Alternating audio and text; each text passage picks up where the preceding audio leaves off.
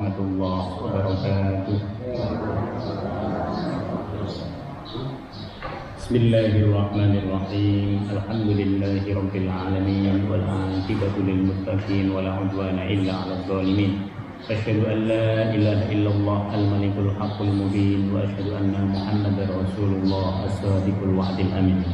Allahumma salli wa sallim wa barik ala Muhammad wa ala alihi wa sahbihi ajma'in wa man tabi'ahum bi ihsanin ila yaumiddin.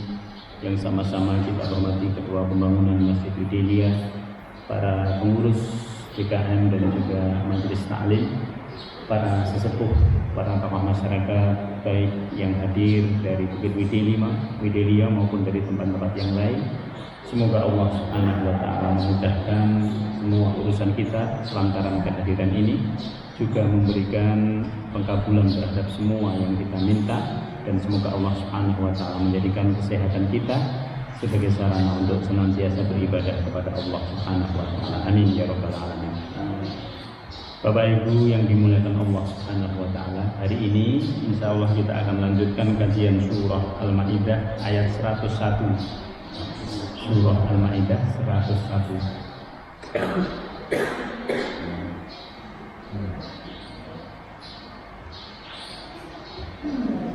Mari kita baca bersama-sama beberapa ayat yang menjadi tema dari pertemuan kita pada kesempatan pagi hari ini. A'udzu billahi minasy syaithanir rajim. Bismillahirrahmanirrahim. Ya ayyuhalladzina amanu la tas'alu an asya'a in tubda lakum tasukkum wa in tas'alu anha hina yunazzalul qur'an tubda lakum afallahu anha wallahu ghafurun halim. Qad sa'alaha qaumun min qablikum thumma asbaqu biha kafirin. Ma ja'alallahu min bahiratin wala sa'ibatin wala wasilatin wala kham walakinna alladhina kafaru yaftaruna 'ala Allahil kadhib wa aktsaruhum la ya'qilun. Wa idza qila lahum ta'alu ila ma anzala Allah wa ila ar-rasul qalu hasbuna ma wajadna 'alayhi aba'ana awalau kana aba'uhum la ya'lamuna shay'an wa la yahtadun. Ya ayyuhalladzina amanu 'alaykum anfusakum la yadurrukum man dhalla idha ihtadaytum ila Allahi marji'ukum jami'an fa yunabbi'ukum bima kuntum ta'malun. Ya ayyuhalladzina amanu shahadatu bainakum idza hadara ahadakumul mautu hinal wasiyyati isnani dhawa 'adlin minkum aw akharani min ghairikum in antum darabtum fil ardi fa asabatkum musibatul maut tahbisunahuma min ba'di as-salati fayuqsimani billahi in irtabtum la nashtari bihi thamanan walau kana dha qurba wa la taktum shahadatallahi inna idzan laminal asimin.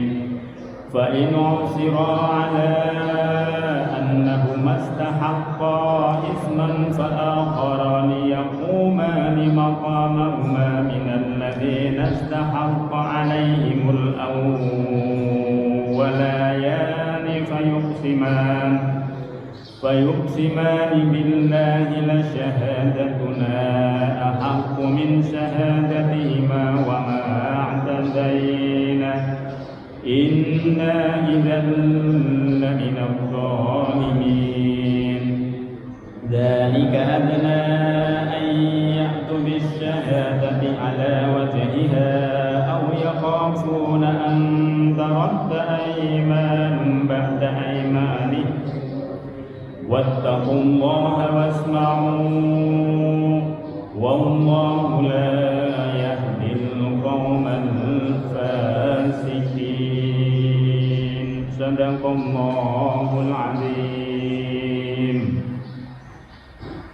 Bismillahirrahmanirrahim.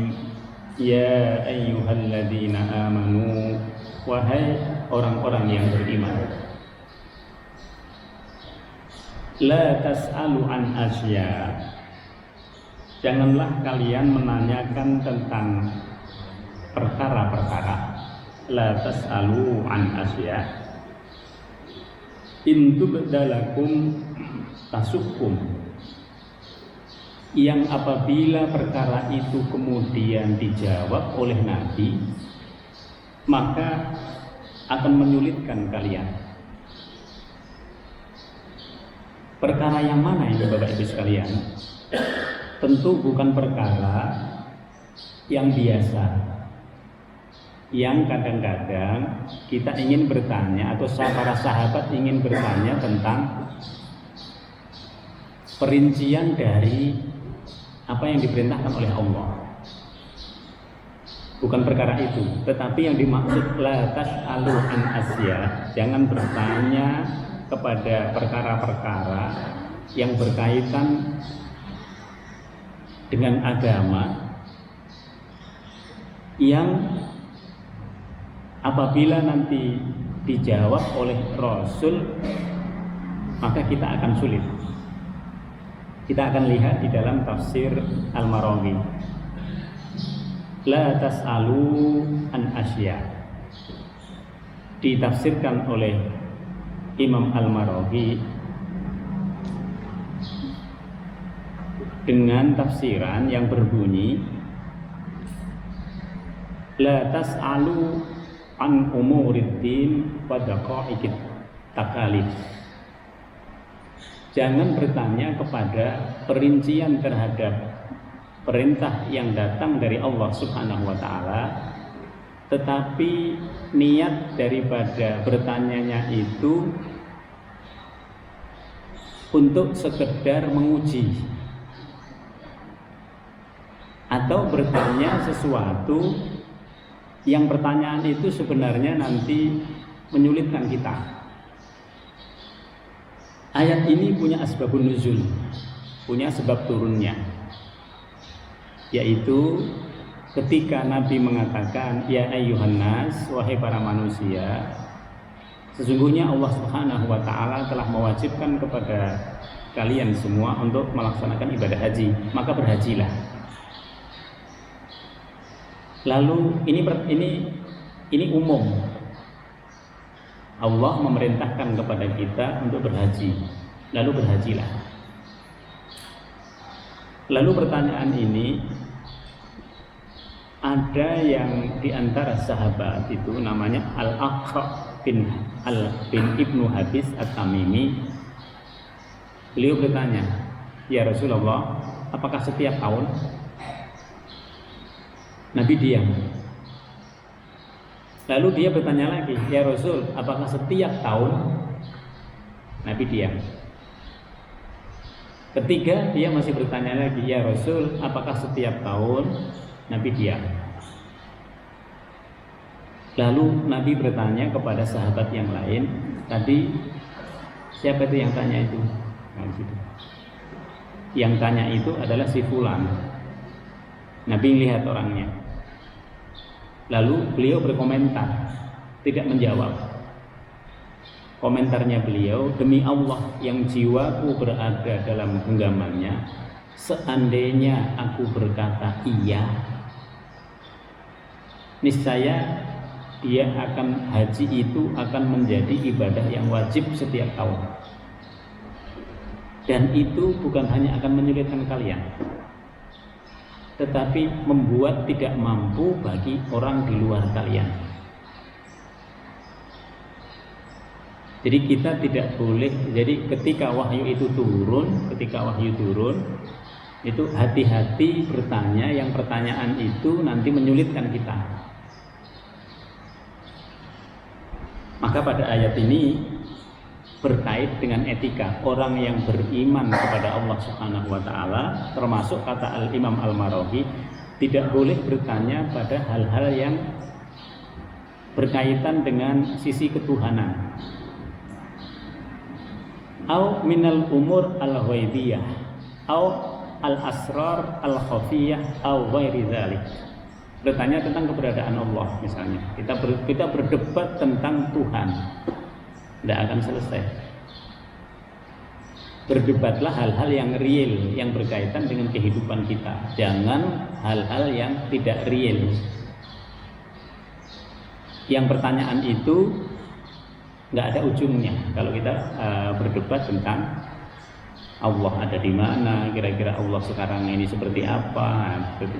Pertanyaan-pertanyaan itu adalah pertanyaan-pertanyaan yang apabila diterus-teruskan nanti mengarah kepada pertanyaannya setan. Karena setan itu maunya kita banyak bertanya, tapi kita tidak melaksanakan.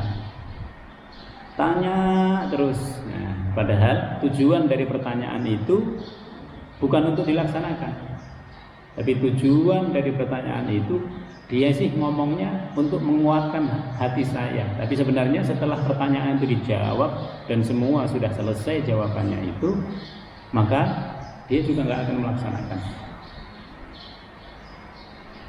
Oleh sebab itu larangan untuk bertanya kepada sesuatu yang sesuatu itu menyulitkan kita, ini bagian dari etika ketika Al-Quran itu turun.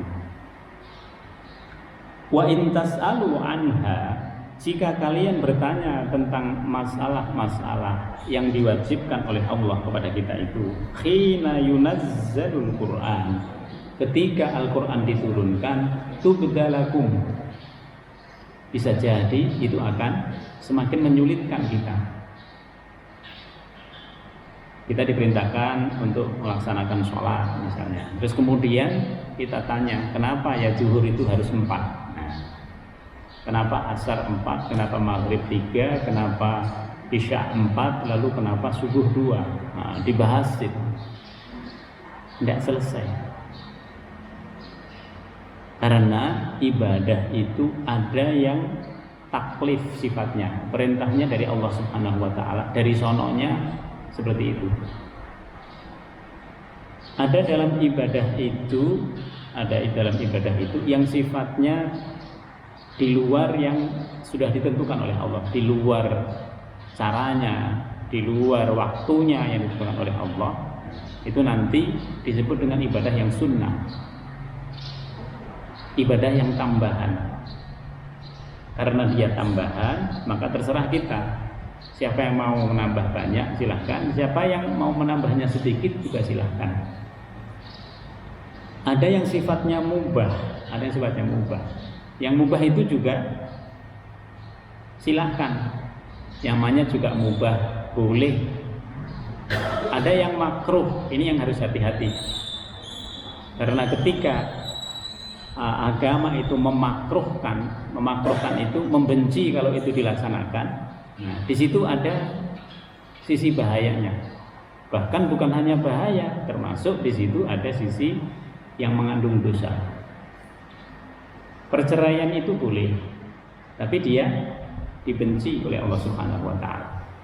Nah, karena perceraian itu nanti menyebabkan keburukan-keburukan yang terjadi, yang seharusnya tidak terjadi bagi pasangan suami dan istri, menjadi terjadi. Bukan hanya suami dan istri, bahkan nanti keluarga dari suami dan istri itu terus. Nah, di situ. Itulah kenapa dia kalau bisa dihindari. Hal-hal yang dimakruhkan oleh Allah Subhanahu wa taala Itu kalau bisa dihindari, dihindari. Afallahu anha. Allah Subhanahu wa ta'ala mengampuni kita jika pertanyaannya itu betul-betul keluar hanya sekedar untuk memenuhi keinginan tahu kita. Tetapi kalau ada motif-motif yang lain, nah di situ ini sudah masalah yang berikutnya. Afallahu anha. Allah secara umum mengampuni kita. Sebagian mufassir ini memberikan tafsiran, Allah mengampuni kita terhadap masalah yang ditetapkan pada saat itu yang engkau lakukan sebelumnya. Contoh, pengharaman minuman keras itu bertahap, perlu waktu, karena tidak bisa langsung yang dulunya itu dibiarkan lalu kemudian dilarang dengan keras, tidak, bertahap. Yas'alunaka 'anil khamri wal maisir. Mereka bertanya tentang minuman keras. Dijawab, qul fihima, di dalamnya itu terdapat keburukan, juga terdapat kebaikan. Lalu terus nanti pada berikutnya, jauhilah dia karena membahayakan. Baru kemudian yang ketiga, diharamkan bagi kita untuk minum minuman keras. Jadi pelarangannya itu ada pelarangan yang sifatnya bertahap. Siapa yang sudah minum sebelum-sebelumnya, sebelum larangan ini datang, maka diampuni oleh Allah. Maka afallahu anha ini diartikan sebagian oleh para mufassir afallahu amma salaf. Allah mengampuni yang telah lalu, tapi tidak mengampuni setelah itu. Setelah itu nggak boleh lagi. Wallahu ghafurun halim. Dan Allah Subhanahu wa ta'ala Maha Pengampun.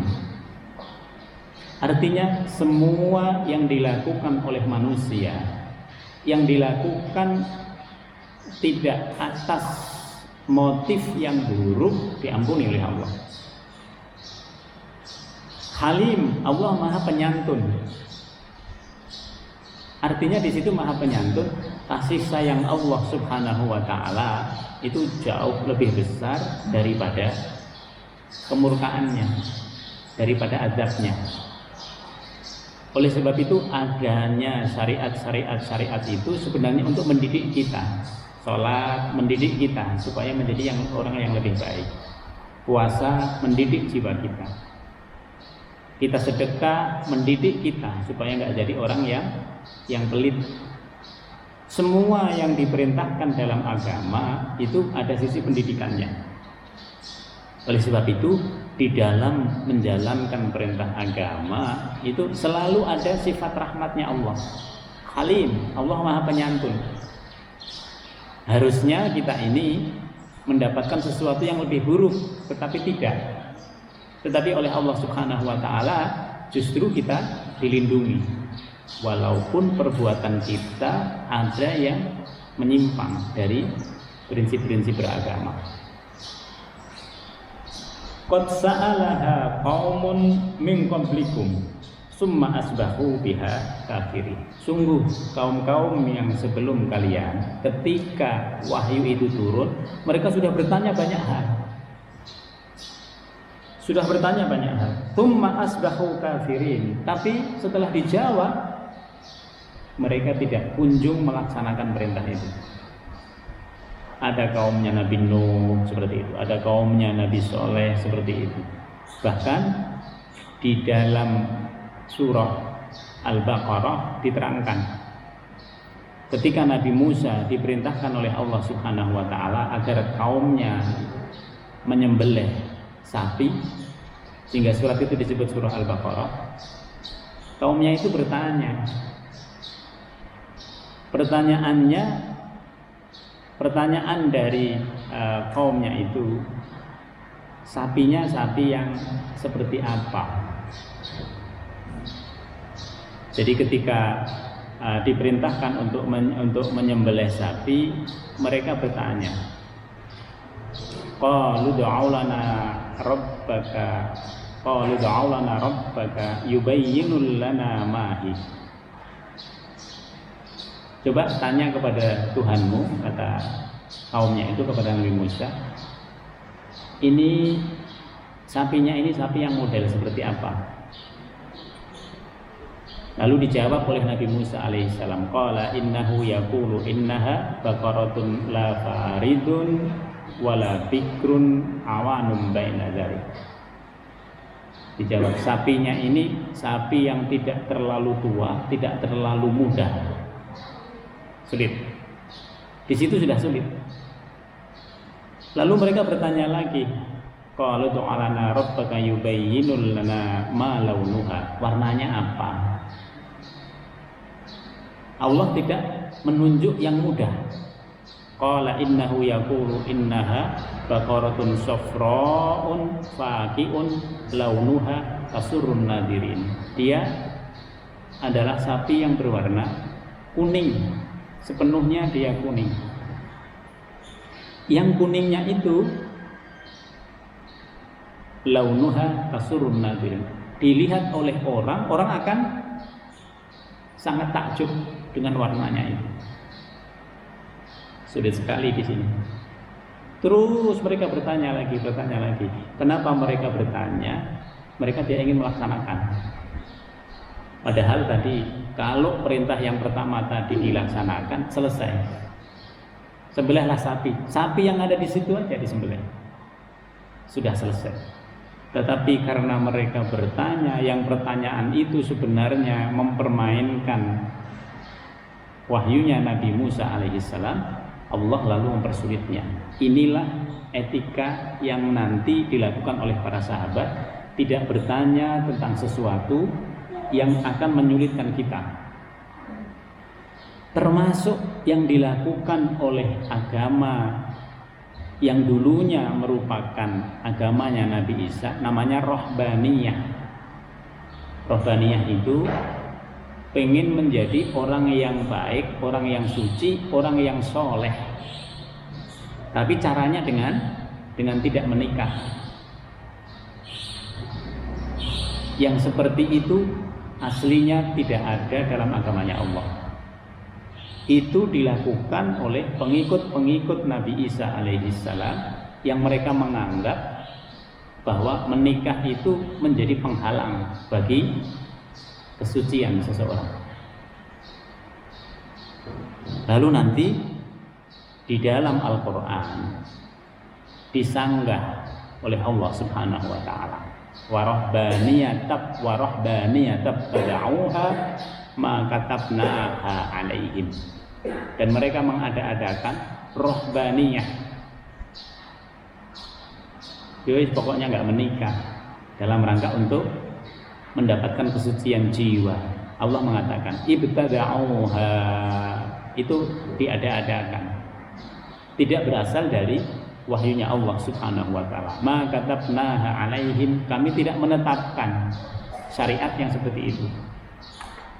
Makanya Nabi mengatakan tidak boleh orang semalaman penuh ibadah, seharian terus, hari-harinya dipakai untuk berpuasa. Tidak boleh.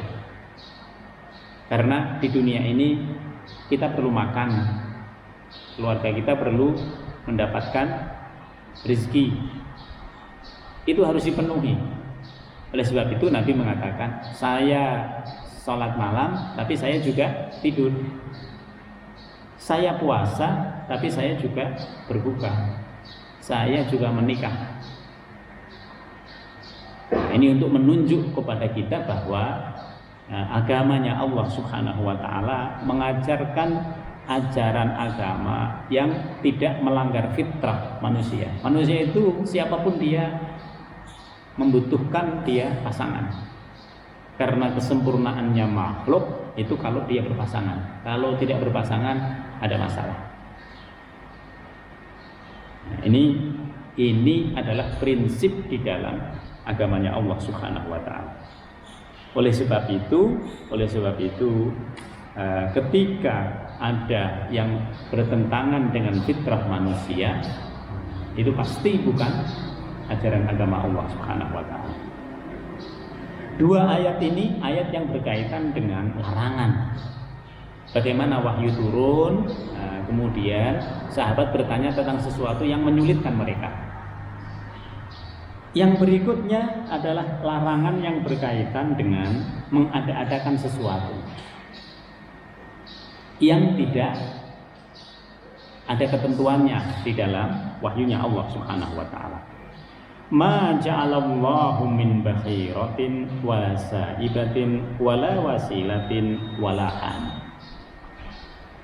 Allah tidak pernah mensyariatkan adanya bakhirah. Yang kedua adanya sa'ibah. Yang ketiga adanya wasilah. Yang keempat adanya ham. Nah, kita terangkan satu persatu. Apa itu yang disebut dengan bakhirah? Bakhirah itu kalau ada unta betina yang telah beranak 5 kali dan anak yang kelimanya itu jantan, maka dia tidak boleh disembelih. Dia tidak boleh diperas susunya. Dia dibiarkan semaunya sendiri. Ditandai dengan telinganya disobek. Ini siapa yang mengada-adakan? Orang-orang jahiliyah. Tidak ada yang seperti itu. Yang namanya unta itu boleh dikonsumsi oleh manusia, boleh disembelih. Nah, di situ. Kemudian yang kedua,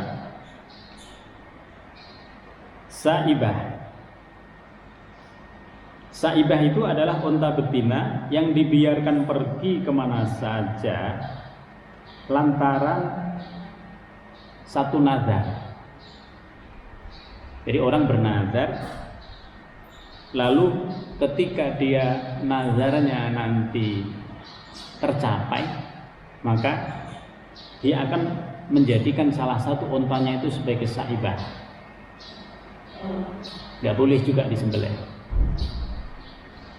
Jadi unta itu dibiarkan sebebas-bebasnya. Nah, ini nggak boleh. Ini sesuatu yang diada-adakan. Yang ketiga wasilah, yaitu domba betina yang telah melahirkan anak kembar yang terdiri dari jantan dan betina. Maka yang jantan ini disebut dengan wasilah, tidak boleh disembelih dan diserahkan kepada berhala. Dianggapnya itu istimewa, sehingga dia tidak boleh disembelih. Nah, ini juga sesuatu yang salah, pemahaman yang salah yang diada-adakan. Yang keempat ham.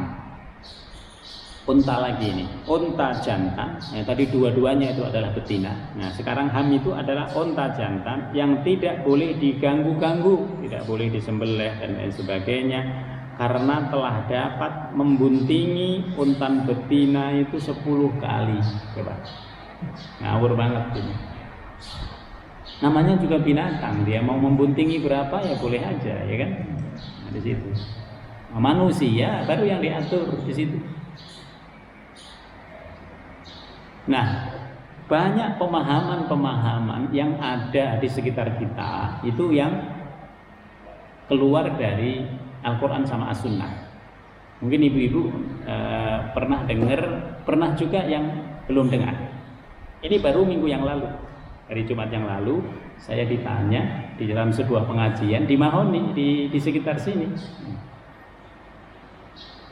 Tanyanya itu, Pak, apakah betul ada yang mengatakan hadisnya bahwa di dalam kamar kita itu nggak boleh ada centelan baju, karena centelan baju itu menjadi centelannya setan? Ada nggak hadisnya, Bu? Ya nggak ada. Kalau nggak boleh centelan baju, kita mau centelin di mana? di pintunya. Nah, di situ. Ada pemahaman-pemahaman yang di sekitar kita ini, pemahaman yang diada-adakan, yang tidak bersumber dari Al-Quran sama As-Sunnah. Termasuk misalnya, kita ini tidak benar kalau menutup auratnya hanya seperti ini, tidak menggunakan jilbab yang sampai ke kaki misalnya. Itu juga salah. Yang syar'i itu tidak yang seperti itu. Allah hanya memerintahkan yang umum. Tutuplah dadamu itu dengan penutup yang secukupnya. Soal mau ditutupi, yang penting sudah menutup, atau mau dilebihi, atau mau sampai ngelembreh kemana-mana, itu sudah model di situ. Itu bukan lagi yang disebut dengan ini yang syar'i, ini yang bukan syar'i. Yang penting sudah sesuai dengan perintahnya, itu sudah mencukupi, sudah dipandang cukup di situ.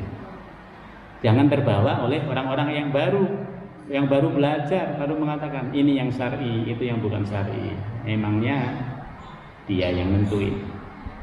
Jelas dalam Al-Quran umum dia.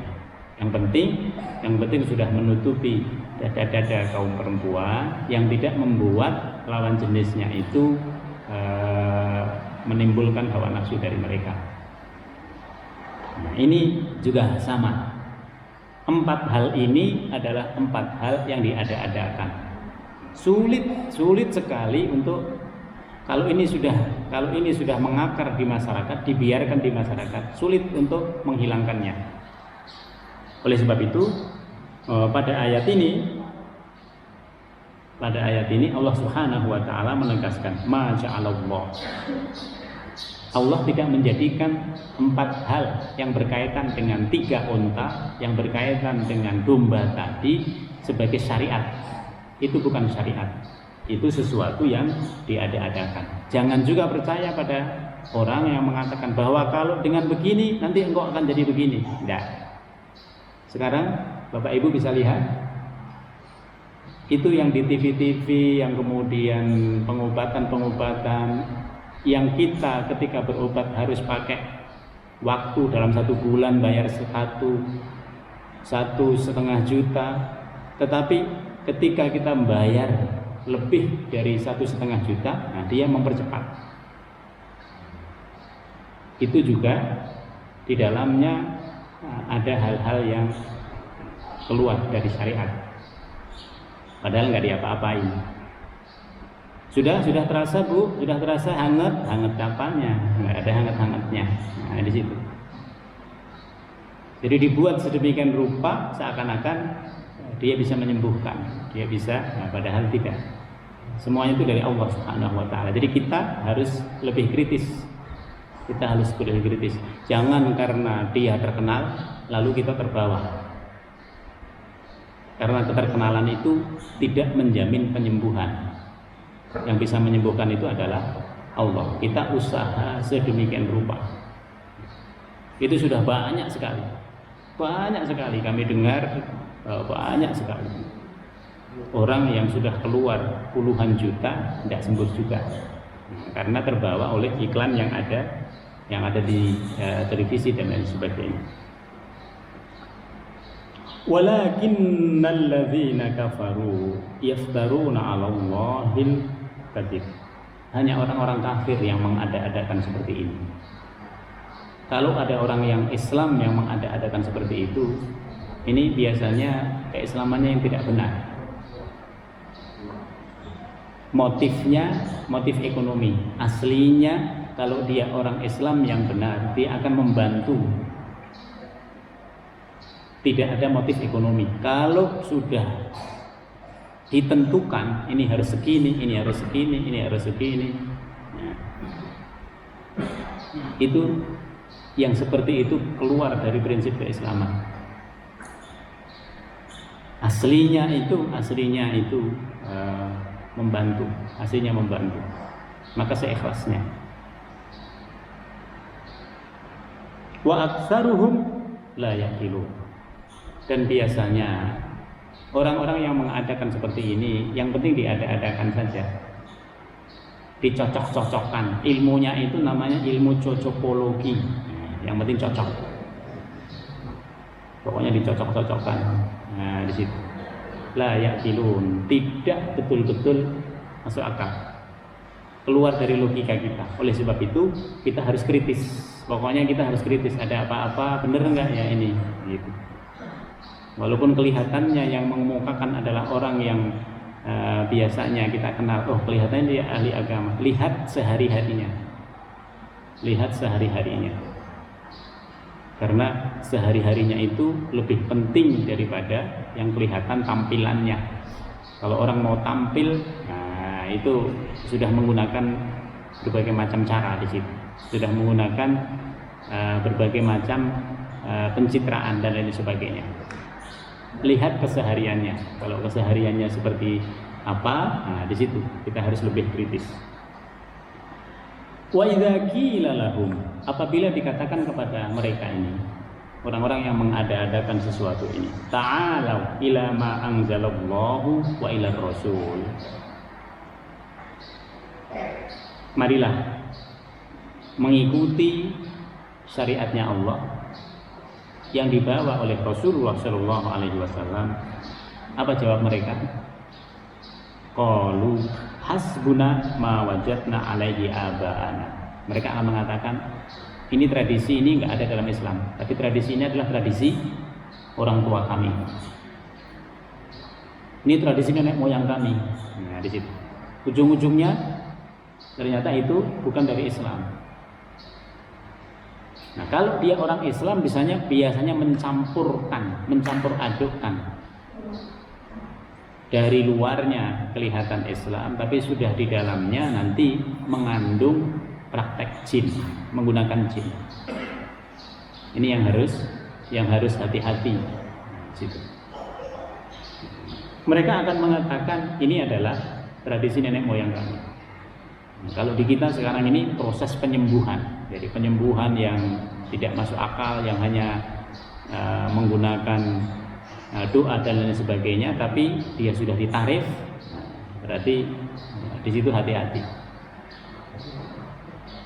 Mereka akan selalu, terutama yang kafir, mereka akan selalu mengarahkan bahwa ini adalah tradisi dari nenek moyang. Tradisi dari nenek moyang. Awalau kana aba'uhum la ya'lamuna syai'an wa la yahtadun. Walaupun kalau nanti ditelusuri lebih jauh, nenek moyang mereka itu tidak tahu apa-apa juga. Ditanya nenek moyangnya dari mana? Ini dari dulu pendahulu kami. Pendahulu ditanya lagi, dari terus begitu. Nggak ada ujungnya, nggak ada dari mananya, nggak ketemu siapa yang mulai mengadakannya. Maka nanti karena ini tidak ketemu, ujung-ujungnya sebenarnya itu berasal dari bisikan setan kepada salah seorang di antara mereka, sehingga sulit untuk diketemukan. Sama dengan yang terjadi di Mekah. Di Mekah itu dulu tidak ada penyembahan berhala. Siapa yang merubah dari ajaran Nabi Ibrahim dan Ismail lalu menjadi ajaran berhala, yang membawa itu namanya Amr bin Luhai. Dialah yang pertama kali membawa ke situ, sehingga berhala itu menjadi sangat banyak yang berada di Mekah. Nanti bermacam-macam itu nanti tradisinya, termasuk nanti bapaknya Khalid bin Walid yang juga punya andil. Kalau masuk ke dalam Ka'bah itu harus dibersihkan dulu kakinya, misalnya seperti itu. Nanti diada-adakan di situ. Nah, ini sesuatu yang tidak dari syariat, tapi nanti sulit bagi orang-orang yang hidup pada saat itu untuk membedakan ini termasuk tradisi agama atau bukan.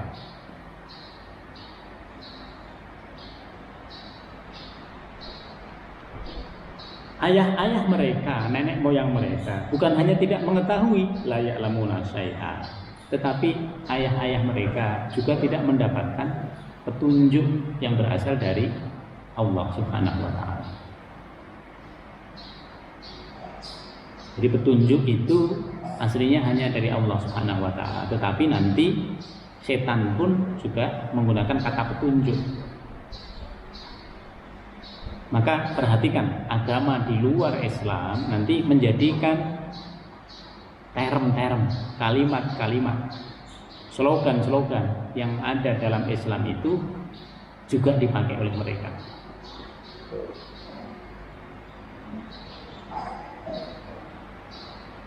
Ini yang kedua. Yang kedua, Allah melarang kepada kita untuk mengada-adakan sesuatu yang tidak ada dalam syariat. Yang ketiga, ya ayyuhalladzina amanu, wahai orang-orang yang beriman, alaikum anfusakum, jagalah diri kalian. Jagalah diri kalian. Dengan apa? Dengan penguatan iman yang terus menerus, dengan memperbanyak amal soleh yang gak pernah berhenti selama kita diberi umur oleh Allah Subhanahu wa taala. Kenapa? Kalau iman yang diberikan oleh Allah kepada kita ini tidak kita jaga, caranya antara lain dengan majelis ilmu. Kalau iman itu tidak kita jaga, kita gampang goyah. Ada orang begini, ada orang begini, ini benar apa enggak ya? Ini yang benar yang mana ya? Kita sendiri yang bingung. Itu yang pertama. Yang kedua, kalau amalan kita itu tidak kita pelihara, terus kita usahakan untuk meningkat sesuai dengan tambahan umur kita, karena tambahan umur itu mengandung kenikmatan, dan di situ ibadahnya harusnya semakin bertambah, bukan semakin berkurang. Maka kenapa di masjid-masjid itu yang banyak orang yang sudah lansia gitu. Karena memang sudah syukurnya lebih banyak lagi. Orang lansia itu mengatakan kepada yang muda-muda, yang muda-muda, kau tidak ke masjid-masjid, kau rugi. Nanti engkau menjadi tua, sulit untuk menambah ibadah karena tidak biasa. Maka alaikum anfusakum, jaga dirimu dengan iman yang terus dikuatkan, dengan amal soleh yang terus ditambahkan. Masing-masing kita melihat kepada kita sendiri, nggak usah melihat orang lain. Saya ibadahnya seperti apa, sholatnya. Saya sedekahnya seperti apa. Kalau bisa sedekah itu di atas namakan keluarga, atas namakan keluarga. Kalau di atas namakan juga orang yang sudah meninggal, boleh, lebih bagus lagi. Di atas namakan aja banyak. Karena di atas namakan sendiri oleh kita atau banyak orang, nggak mengurangi pahala untuk kita. Maka dilihat, ya Allah saya udah begini, nggak usah melihat orang lain, kita lihat pada diri kita yang harus meningkat. Semua ibadah kita itu harus meningkat, karena itu yang menjaga kita. Karena kita sering beribadah kepada Allah Subhanahu wa taala, Allah nanti melalui malaikatnya memudahkan semua urusan kita. Menjauhkan hal-hal kecil yang harusnya terjadi pada kita. Harusnya sakit tapi tidak jadi sakit, harusnya kena musibah tidak kena musibah. Itu karena amalan kita, karena doa kita habis subuh, karena doa kita habis maghrib, karena zikir-zikir kita, karena amalan kita, karena sedekah kita termasuknya. Kalau orang itu sudah mantap imannya, sudah mantap amalnya, la yadurrukum man dhalla idza tadaikum. Orang-orang yang tersesat di luar kita tidak akan pernah membahayakan kita. Oh, orang itu begini. Nah, dengan hidayah dari Allah, iman kita itu sekaligus dia berfungsi untuk menolak. Oh, ini enggak. Oh, ini iya. Yang ini yang benar, yang ini yang salah. Iman kita lah yang menunjukkan kepada kita mana yang benar, mana yang salah. Maka kalau ada orang begini, kita selalu dihindarkan. Ada begini, orang tersesat begini, kita nggak terpengaruh kita. Ini yang disebut la yadurrukum man dhalla idza tadaikum. Ilallahi marji'ukum jami'a. Kepada Allah lah tempat kembali kita semua. Wa yunabbi'ukum bima kuntum ta'malun. Allah akan menerangkan semua sisi yang kita lakukan waktu demi waktu, detik demi detik. Allah akan terangkan. Oh, hari ini begini, ini begini, ini begini. Engkau harusnya bisa memaksimalkan di situ, tapi tidak maksimal. Engkau harusnya bisa menambah di situ, tapi engkau tidak gunakan. Engkau harusnya banyak sekali kesempatan. Kesempatan baik itu banyak sekali. Tapi kita yang tidak meresponnya dengan baik. Kalau kita ikutin kesempatan baik yang ada di sekitar kita, badan kita nggak kuat. Sebagaimana kalau kita mau ngikutin ibadah-ibadah yang harus kita laksanakan, ini tubuh kita ini nggak akan kuat untuk mengikutinya. Kalau ghirah kita besar. Oleh sebab itu pada ayat ini Allah akan menghitung detik demi detik yang kita laksanakan, waktu demi waktu. Karena dalam setiap detik itu ada nikmatnya Allah, ada rahmatnya Allah. Sementara tidak setiap detik kita berbuat baik. Oleh sebab itu nikmatnya Allah melampaui dari perbuatan baik kita. Ya ayyuhalladzina amanu, yang keempat, wahai orang-orang yang beriman, syahadatu bainikum idza hadara ahadakumul mautu hinal wasiyati isnani dawa adlin minkum aw akharani min wairikum. Wahai orang-orang yang beriman, apabila salah seorang di antara kamu menghadapi kematian, sedangkan dia akan berwasiat, maka hendaklah dia mengambil dua orang saksi yang adil di antara kamu. Nah, ini ayat-ayat tentang wasiat ini Bapak Ibu sekalian, ini turun sebelum datang ayat waris. Jadi sebelum pembagian tentang warisan, ayat itu dulu berkaitan dengan wasiat. Setelah warisan itu jelas hukumnya dalam Islam, anak laki dapat berapa, anak perempuan dapat berapa, ibu kita dapat apa enggak, orang tua kita dapat apa enggak. Nah, di situ. Nah, dulu ada syariat tentang wasiat. Nah, sekarang warisan itu sudah selesai ditetapkan oleh Allah, lalu wasiatnya itu berhukum sunnah. Kalau perlu kita berwasiat lebih baik. Supaya apa? Supaya anak-anak tidak saling bertengkar, supaya anak-anak tidak memperebutkan harta. Gitu. Kalau anak-anaknya itu memperebutkan harta, berarti pemahaman agamanya kurang. Di situ. Sehebat apapun dia, tapi kalau masih merebutkan harta orang tua, karena aslinya orang yang baik akan bertumpu pada yang dia lakukan. Saya bertumpu pada pekerjaan saya, akan begitu. Kita bertumpu pada pekerjaan kita, masing-masing akan begitu. Saya nggak ngarepin, udahlah nggak ngarepin. Nah, itu yang baik. Tapi kalau masih ngarepin kapan ya bapak mati ya, nah itu. Karena yang diharapkan bukan bapaknya saja yang mati, tapi warisannya. Nah, di situ. Kalau biasanya yang begitu adalah yang keislamannya, keimanannya tidak kuat, sehingga dia ngarepin warisan. Seandainya mau berwasiat, maka perlu ngambil dua orang yang adil, atau dua orang yang berlainan agama, tapi dia adil. Seandainya nggak ada orang Islam, boleh mengambil dua orang yang berbeda agama dengan kita, tapi dia terkenal adilnya. Kan ada. Nah, tetapi nggak mungkin ini kalau di Indonesia. Kalau di Indonesia kita banyak saudara-saudara Muslim kita.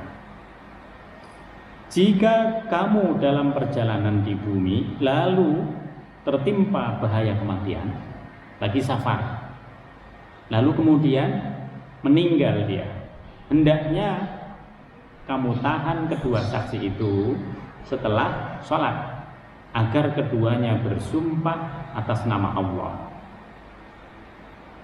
Jadi kedua saksi ini diminta untuk bersumpah.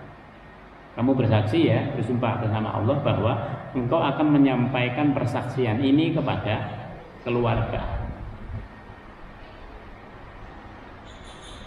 Tahsibunahuma min ba'dis shalah fayuqsimani billah inir tabtum la nashtari bihi samanan walau kana dha qurba.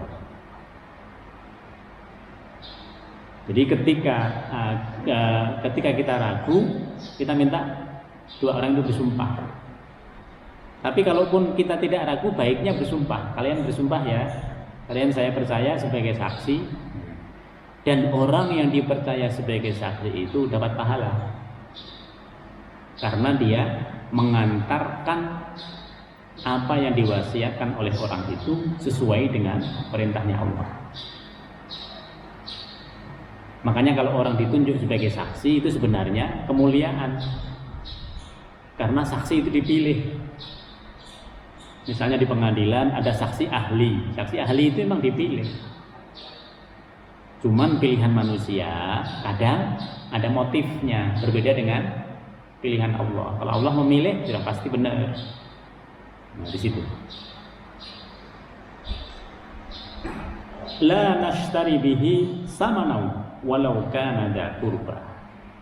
Demi Allah, kami tidak akan mengambil keuntungan dengan sumpah ini sedikit pun. Walau kana dha qurba, walaupun dia merupakan karib kerabat dari orang yang akan menerima harta dari yang diwasiatkan tadi. Jadi jangan karena dia saudara saya maka saya menangkan dia. Tidak boleh. Sebagai seorang saksi dia harus tetap adil. Apa yang dikatakan oleh orang yang meninggal dunia itu harus dikatakan sejujurnya. Wala taktum syahadatallahi inna idzal laminal asimin. Jangan ada yang ditutupi dari persaksian itu. Sampaikan apa adanya, tidak dikurangi, tidak ditambahkan. Sebab kalau kita kurangi dan kita tambahkan, nah kita yang dosa. Yang menjadi saksi itu yang berdosa. Fa in usira ala annahuma istahaqqa isman fa akharani yaqumani maqamahuma minal ladzina istahaqqa alaihimul awwalayani fayuqsimani billah la syahadatuna ahaqqu min syahadatihima wa ma'tadaina. Jika terbukti kedua saksi itu berbuat dosa karena dia ternyata pengen punya keuntungan daripada harta tadi, sehingga mengalahkan bagian yang lain, memenangkan yang lainnya, maka dua orang yang lain bisa menggantikan kedudukannya. Kita boleh menunjuk saksi yang lain yang lebih adil. Maka kenapa dipilih dua orang? Ini karena kalau yang satu tidak adil bisa diganti. Jangan sampai dua-duanya tidak amanah. Nah, di sini. Tapi kalau dua-duanya tidak amanah, boleh dua-duanya diganti. Yaitu di antara ahli waris yang berhak dan lebih dekat kepada orang yang mati. Kalau tadi orang lain yang menjadi saksinya tidak bisa dipercaya, cari orang terdekat di antara keluarga kita. Lalu keduanya bersumpah atas nama Allah. Sungguh kesaksian kami lebih layak diterima daripada kesaksian dua orang yang telah berkhianat tadi, dan kami tidak melanggar batas. Wa ma'tadaina inna idzal laminal zalimin. Sesungguhnya jika kami berbuat yang tidak sesuai dengan kandungan yang terdapat saksi itu, kami termasuk orang-orang yang zalim, orang-orang yang berbuat aniaya. Jadi saksi itu hanya mengantarkan dari yang berwasiat kepada yang menerima. Ketika saksi ini punya motif tertentu, mengandung dosa. Karena kalau saksi ini berlaku jujur, dia dapat pahala. Jadi menjaga kesaksian itu bisa memasukkan orang ke dalam surga. Oleh sebab itu Allah menghargainya sedemikian rupa. Dzalika adna ayyatu bisyahada ala wajhiha aw yakhafu an turadda aymanu ba'da aymanihi. Dengan cara itu maka lebih patut memberikan kesaksiannya menurut yang sebenar-benarnya, dan mereka merasa takut akan dikembalikan sumpahnya itu kepada ahli waris setelah mereka bersumpah. Jangan sampai saksi itu cacat. Jangan sampai saksi itu cacat, karena begitu kita mengetahui bahwa dia cacat, dia tidak akan pernah dijadikan saksi lagi. Jadi orang yang sudah berkhianat menyampaikan persaksian itu nggak akan dipakai sebagai saksi. Maka tadi mengambilnya adalah ahli waris. Wattaqullah, dan bertakwalah kepada Allah. Wasma'u, dan dengarkanlah perintahnya Allah Subhanahu wa taala.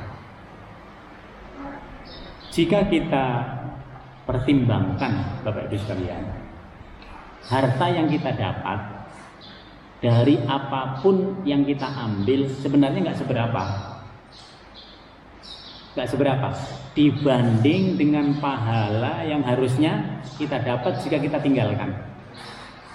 Contoh, orang mengambil harta, katakanlah 100 juta. 100 juta itu bagi orang tertentu banyak, tapi sebenarnya itu sangat sedikit. Sangat sedikit 100 juta itu dibanding dengan pahala apabila kita jujur. Kalau kita jujur, apa yang kita dapat? Di sisi Allah Subhanahu wa taala itu bisa berlipat-lipat. Itu yang kita dapatkan. Bahkan di sisi Allah Subhanahu wa taala itu kita bisa masuk surga karena itu. Karena sebab itu. Maka kejujuran itu jauh lebih tinggi harganya, jauh lebih mulia keberadaannya, baik di dunia apalagi nanti di akhirat. Oleh sebab itu kalau kita dipercaya menjadi saksi, jadilah saksi yang jujur.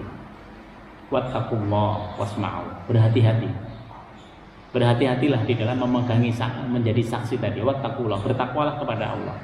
Wasma'u, dengarkan perintah-perintahnya Allah. Dengarkan cerita-cerita yang terdahulu. Siapa di antara sahabat ini yang mengingkari persaksian, siapa yang menetapkan persaksian. Nah, kita berada pada yang menetapkan persaksian.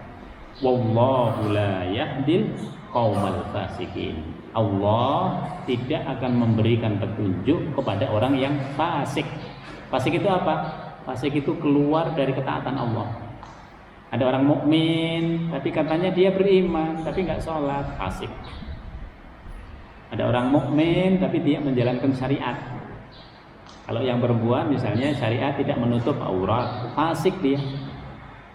Oh, saya nutupnya nanti kalau saya sudah sadar. Sampai kapan mau sadar? Nunggu sadarnya dia. Nah, gitu. Padahal perintahnya itu adalah perintah pokoknya kalau sudah balik dia harus pakai. Ketika dia nggak pakai, fasik. Fasik ini akan menyebabkan zolim. Zolim ini akan menyebabkan orang menjadi kafir, tertutup nanti. Kesimpulan yang bisa kita ambil Bapak Ibu sekalian, pada ayat ini, pada tema ini ada 5 perintah dari Allah Subhanahu wa taala kepada kita semua. Yang pertama, agar kita tidak bertanya tentang sesuatu yang menyulitkan kita. Kalau sekarang tidak terjadi ini. Sekarang ini kita tidak bertanya sesuatu yang nggak ada ujungnya. Kan ada orang ngobrol nggak ada ujungnya, yang penting ngobrol aja. Apa yang bisa diambil dari obrolan tadi? Kagak ada. Tadi cuma membual saja isinya. Nah, gitu. Yang kedua yang tidak diperbolehkan itu adalah kita mengada-adakan sesuatu yang bukan berasal dari syariat.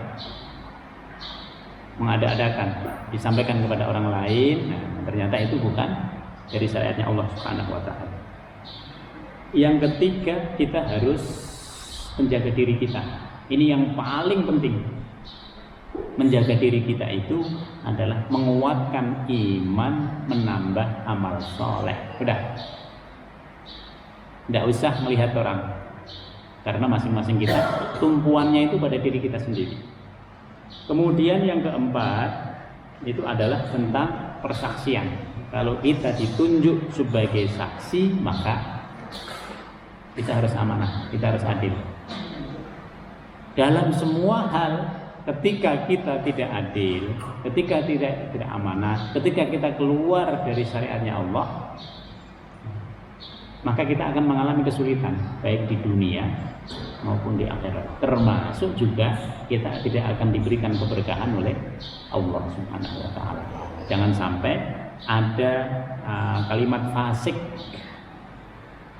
yang dengan kalimat itu sebabnya adalah kita keluar dari ketentuan Allah Subhanahu wa taala. Jangan ada kalimat zalim, apalagi kalimat kafir. Karena orang mukmin bisa kafir. Orang mukmin yang nggak biasa sholat, sebagian besar ulama sudah mengatakan ini juga kafir. Cuman kafirnya tidak sama dengan kafirnya mereka di luar agama Islam.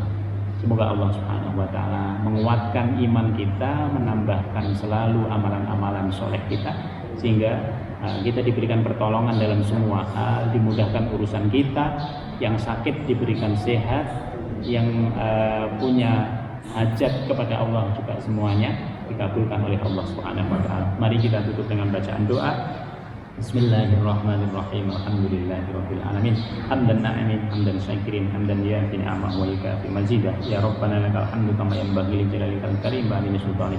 Allahumma barik lana fi majlisina hadza, barik lana fi usratina, wa barikna fi dzurriyyatina, barikna fi ilmina, wa barikna fi amwalina. Rabbana innaka 'afuwwun karim tuhibbul 'afwa fa'fu 'anna. Allahumma ij'al jam'ana hadza jam'an mubarakan marhuma wa tafarraqana min ba'dihi tafarruqan ihsanan ma'suman. Subhanakallahumma bihamdika nasyhadu an la ilaha illa anta nastaghfiruka wa natubu ilaik. Subhana rabbika rabbil izzati amma yasifun wa salamun alal mursalin walhamdulillahi rabbil alamin. Demikian, jika ada kekurangannya dari kami mohon maaf. Assalamualaikum warahmatullahi wabarakatuh.